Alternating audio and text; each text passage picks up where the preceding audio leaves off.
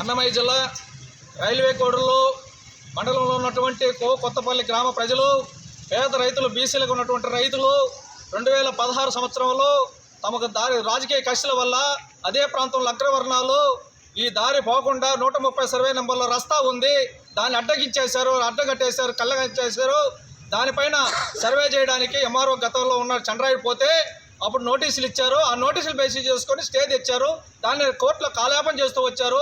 జనవరి 10వ తేదీన 2025 పోయిన నెలలో జనవరిలో ఆ కోర్టు ఆదేశాలు దారి చూపించాల్సిందే, వాళ్ళకి ఎటువంటి రైట్ లేదని చెప్పని హైకోర్టు రెవెన్యూ అధికారులకు ఆదేశించింది.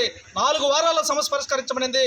4 వారాలు అయిపోయి మరో 4 వారాలు జరుగుతున్న రెవెన్యూ అధికారుల యొక్క నిర్లక్ష్యం వల్ల అగ్రవర్ణాలతో కుమ్మక్కై ఈరోజు ఆ భూమిని సర్వే చేయకుండా, కనీసం రాకుండా ఊరికే నోటీస్ మాత్రం ఎంఆర్ఓ ఇచ్చారు. సర్వే చేయాల్సిన నోటీస్ని ఎంఆర్ఓ ఇచ్చి కంటి తొడుపు చెప్పారు. భూమి కాడికి వచ్చి ఊరికే చూసుకొని వచ్చినారు తప్ప ఇంతవరకు సర్వే చేయలేదు, వాళ్ళ భూమి చూపించలేదు. ఎటువంటినైనా వాళ్ళకు ఇబ్బంది అనుకుంటే పోలీస్ ఎస్కార్ట్ పెట్టైనా తీర్పించాల్సిన అవసరం ఉంది.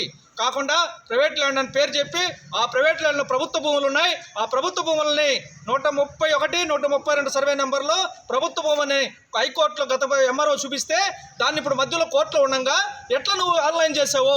చేసిన అధికారులు చర్య తీసుకోవాలి, ఆ భూ శోధన చేసుకోవాలి.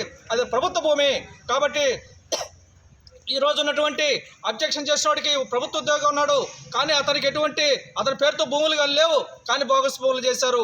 కానీ ఎటువంటి అభ్యంతరం చెప్పేదానికి లేదు. 1925 ల్యాండ్ భూ యాక్ట్ ప్రకారం ఖచ్చితంగా దారి చూపించాల్సిందే. కాబట్టి దాన్ని బౌండరీ యాక్ట్ ప్రకారం చూపించాలని మేము డిమాండ్ చేస్తూ ఉన్నాం.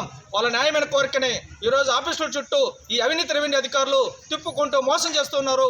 వెంటనే ఇప్పటికైనా చేయాలి. వాళ్ళు రైతులు, పేద రైతులు వాళ్ళకుండే భూమి పైన ఆధారపడితే వాళ్ళ పంటలు పచ్చు పెట్టుకొని ఎండిపోతూ ఉన్నాయి. వెంటనే దారి చూపించాలని ఈరోజు సిపిఎం ఆధ్వర్యంలో మేము ధర్నా చేసి నిరసన తెలియజేస్తున్నాం. చేయకపోతే పెద్ద జిల్లా కలెక్టర్ అధికారులకు వాళ్ళందరికీ కూడా తీసుకుపోతాం. ఈరోజు తప్పుడు రిపోర్టులతో కోర్టును కూడా మోసం చేయాలని రెవెన్యూ అధికారులు ప్రయత్నం చేస్తున్నారు. దారి చూపించమని చెప్పిన దాన్ని వెంటనే అమలు చేయాలని చెప్పని మేము డిమాండ్ చేస్తూ సెలవు తీసుకుంటాం.